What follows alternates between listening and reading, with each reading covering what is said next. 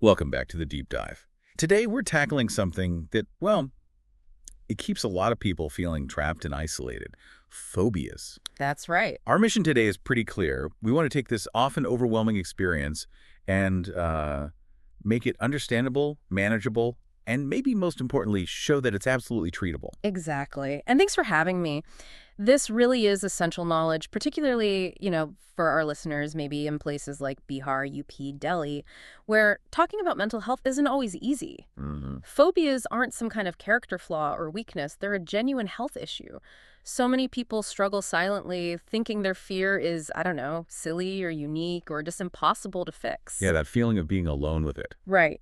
But we're here to unpack the science behind these really intense fears and talk about the kind of compassionate, proven care that's available. Okay, we've dive right in then. We're going to explore what phobias actually are, why they seem to grab hold of us, and, crucially, map out a clear path towards feeling better. So if you, or maybe someone you know, has a fear that feels like it's running their life, this deep dive is definitely for you. Okay. Let's start right at the beginning, defining it. Yeah.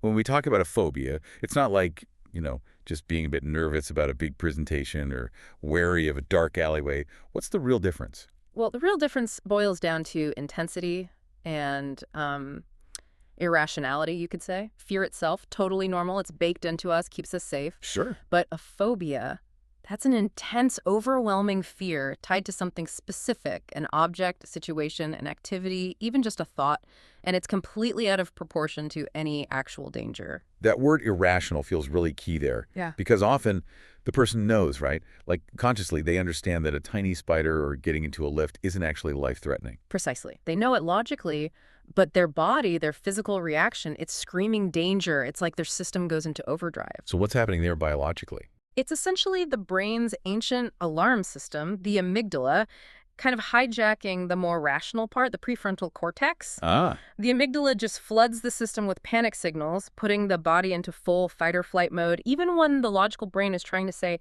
hey, hang on, it's just a pigeon.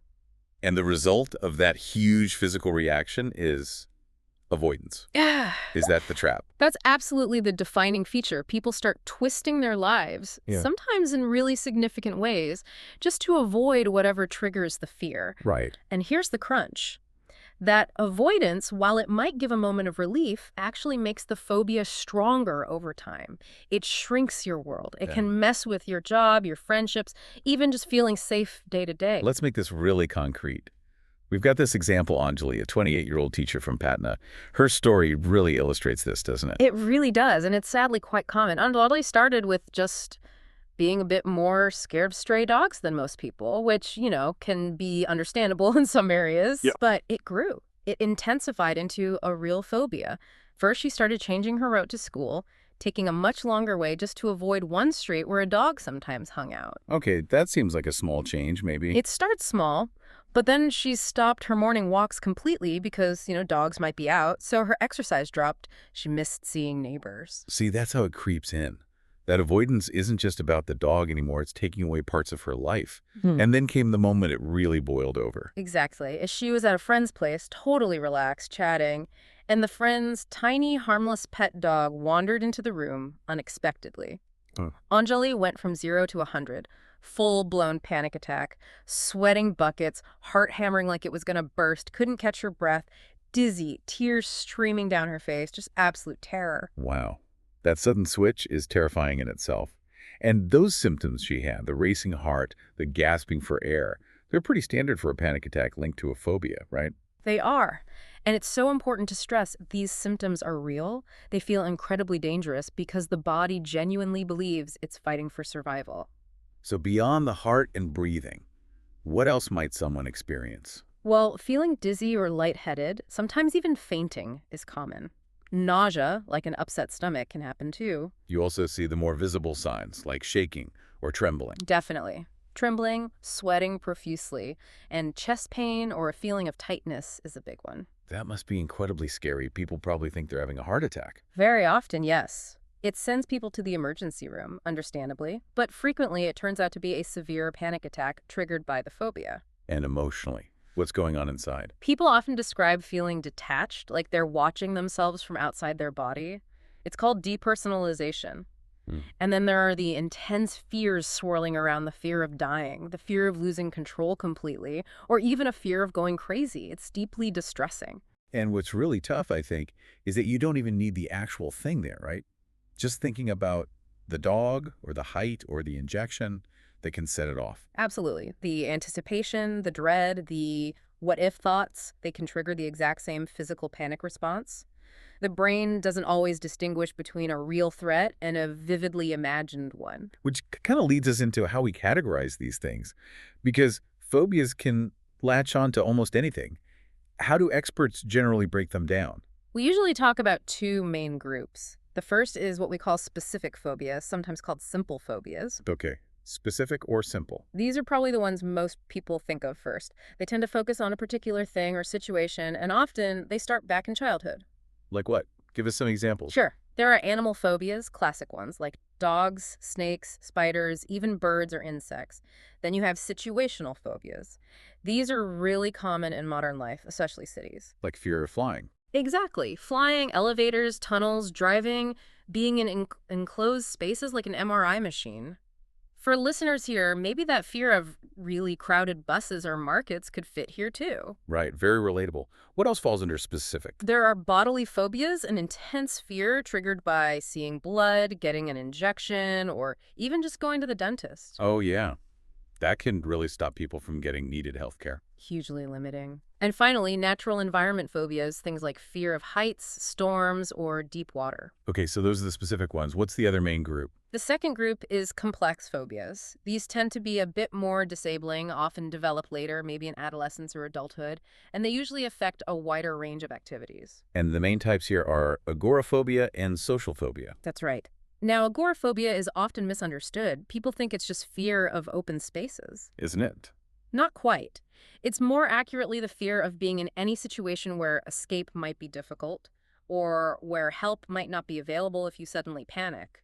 Ah, okay. So that could be. It could be anywhere. Public transport, crowded shopping malls, standing in a queue, crossing a bridge, even just leaving your own home. For some, it becomes so severe they become completely housebound. Wow, that's devastating. And the other one, social phobia, also known as social anxiety disorder. Yes. And this affects a huge number of people. It's this powerful, persistent fear of social situations where you might be judged, scrutinized, embarrassed, or humiliated. So things like public speaking. Public speaking is a major one, yes. But it can also be eating in front of others, going to parties, making small talk, even speaking up in a work meeting or asking a question in class. The fear of negative judgment is overwhelming. You can see how that would really hold someone back, career-wise, socially. Absolutely. It can severely limit opportunities in relationships. Okay, so we understand the impact, we know the types, but why? Why does this happen? Why does one person develop this crippling fear of, say, buttons, while their sibling is totally fine? It seems so random sometimes. It often feels random, but usually it's not just one single cause. It's more like a combination of factors coming together. Like what? Well, sometimes there's a clear link to a past trauma or a really negative experience. Maybe being trapped in a small space as a child, or having a frightening encounter with an animal. Okay, that makes sense. A direct cause. But it's not always something that dramatic. A lot of phobias seem to be learned behavior. Learn how. If you grow up watching a parent or an older sibling have an extreme panic reaction every time they see, say, a lizard, you essentially learn through observation that lizards are terrifying and dangerous. You model their fear. Ah, right. You pick it up from them. Exactly. Then there's the role of genetics. Research suggests there can be a genetic predisposition, basically, a family tendency towards anxiety disorders, which might make someone more vulnerable. Mm-hmm. And finally, there's brain chemistry and structure. Just how an individual's brain is wired to process and regulate fear signals can play a part. Some people's alarm systems might just be naturally more sensitive. What about ongoing stress? If someone's dealing with a lot in their life already, does that make them more likely to develop a phobia? Oh, definitely. Think of chronic stress as wearing down your coping resources. Uh-huh. If you're already stretched thin emotionally and psychologically, your threshold for developing anxiety issues, including phobias, gets lower. So a phobia might pop up suddenly after one bad incident, or, like with Anjali, it can build up gradually over time as that avoidance pattern takes hold. So if someone listening is thinking, wow, this sounds like me, what's the next step? getting a diagnosis.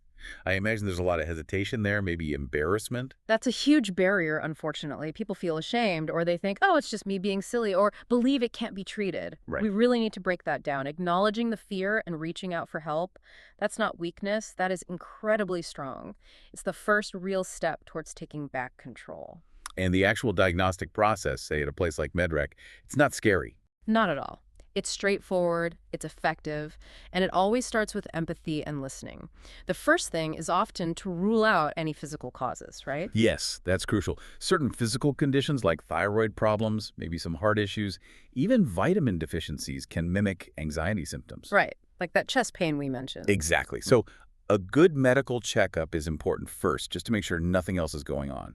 Then, once physical causes are ruled out, trained professionals, psychologists, psychiatrists will talk with the person. They listen carefully to understand the symptoms, what triggers the fear, how it impacts their life, and a bit about their background. It's about understanding the whole picture. Okay. Now, the really important part, hope. Someone might have been living with this intense fear for years, maybe decades.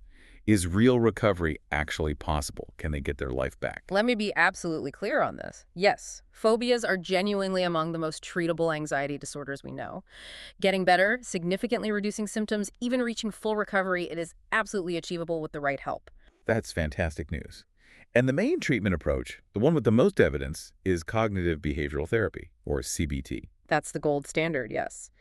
CBT works wonders because it directly targets those unhelpful, irrational thought patterns and behaviors that fuel the phobia. How does it do that? A key part of CBT for phobias is something called exposure and response prevention, or sometimes just called desensitization or exposure therapy. Exposure sounds, well, scary if you have phobia. It does sound scary, but it's crucial to understand it's done very gradually, very safely, and always with the person's consent and full support from the therapist. It's not about just throwing someone in at the deep end. Okay, so how does it work? Gradually. Exactly. The aim is habituation, basically teaching the brain through safe, repeated exposure that the thing it fears isn't actually dangerous. Let's take that fear of flying example again. Okay. You wouldn't start by getting on a plane.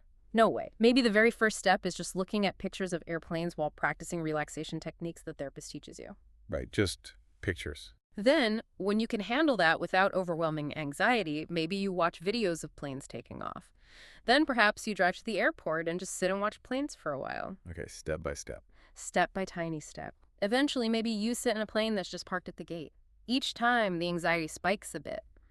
But because nothing bad happens, the brain slowly learns. It recalibrates. Okay, alarm went off, but I'm safe. You're essentially retraining that overactive amygdala we talked about earlier. Precisely. You're building new, safer associations. Over time, with consistent practice and support, the fear response dramatically reduces. That makes a lot of sense. Now, therapy is key. But what about medication? Is there a role for it? Especially if the anxiety is so bad, someone can't even face starting therapy. Medication can definitely be a helpful support exactly in those situations. It's usually seen as something to help therapy work better, not replace it. What kind of medications? Sometimes doctors might prescribe antidepressants, certain types of which are very effective for anxiety long term, or for more immediate relief from the physical panic symptoms, they might use things called beta blockers. Beta blockers, what do they do? Think of them like a shield for the physical symptoms of panic. They don't really affect your mind or thoughts directly. They block the effects of adrenaline. So they stop the heart racing. Exactly. Stop the heart racing, stop the hands shaking, reduce the sweating. By dampening that intense physical response, it stops the body from screaming panic at the brain, which can then make it easier for the person to engage with the therapy and learn the coping skills. Got it. So therapy and sometimes medication are the professional tools. What about things people can do themselves? Lifestyle adjustments, do they make a difference? Oh, they make a huge difference in building overall resilience against anxiety. Simple things add up. Regular exercise is a fantastic mood booster and stress reliever. Learning and practicing relaxation techniques like deep breathing, simple box breathing, for example, or mindfulness meditation can really help calm that revved up nervous system. What about things to avoid? Definitely avoid overdoing stimulants. Too much caffeine, loads of sugar, nicotine. These can all trigger or worsen anxiety symptoms for many people. Right. Getting enough sleep on a regular schedule is absolutely non-negotiable for mental well-being. And so importantly, don't isolate yourself. Talk to trusted friends or family or look into support groups. Connection helps hugely. That's great advice. Before we get to some quick tips people can use right now, let's bust a few common myths about phobias. These often stop people from seeking help, don't they? They really do. They create so much unnecessary shame and misunderstanding. Myth number one has to be, phobias are just silly fears. Pull yourself together, use willpower. Ugh, yeah, heard that one. But the truth is, Phobias are real diagnosable mental health conditions. They cause genuine, often severe suffering. It has nothing to do with willpower or being silly. Okay, myth number two. Only weak people get phobias. Or maybe only people who aren't very smart get them. completely false. Phobias can affect anyone, strong people, successful people, highly intelligent people. That fear circuit in the brain doesn't care about your job title or your muscles. Good point. And the third myth, maybe the most damaging one. Avoiding the thing you fear is the best way to cope because it stops the panic. This is the biggest lie the phobia tells you. Yes, avoiding gives temporary relief from panic in that moment, but every single time you avoid, you're reinforcing the fear. You're teaching your brain. See, that thing is dangerous. Running away worked. It makes the phobia stronger and more entrenched in the long run. Exposure, done correctly, is what weakens it. Right, avoidance feeds the fear. Okay, so for someone listening who's feeling that anxiety spike, maybe even now, or knows it might happen later today, what are some quick, practical coping tips they can try? Okay, first, get a handle on your breathing. When panic hits, we tend to hyperventilate. Consciously slow it down. Deep, slow breaths, focusing on making the exhale longer than the inhale. Box breathing is great. Inhale slowly for 4 counts, hold for 4, exhale slowly for 4, hold for 4. Repeat. It really helps calm the physical response. Okay, breathing. What else? Grounding techniques. When you feel panic making you feel detached or unreal, bring yourself back to the present moment using your senses.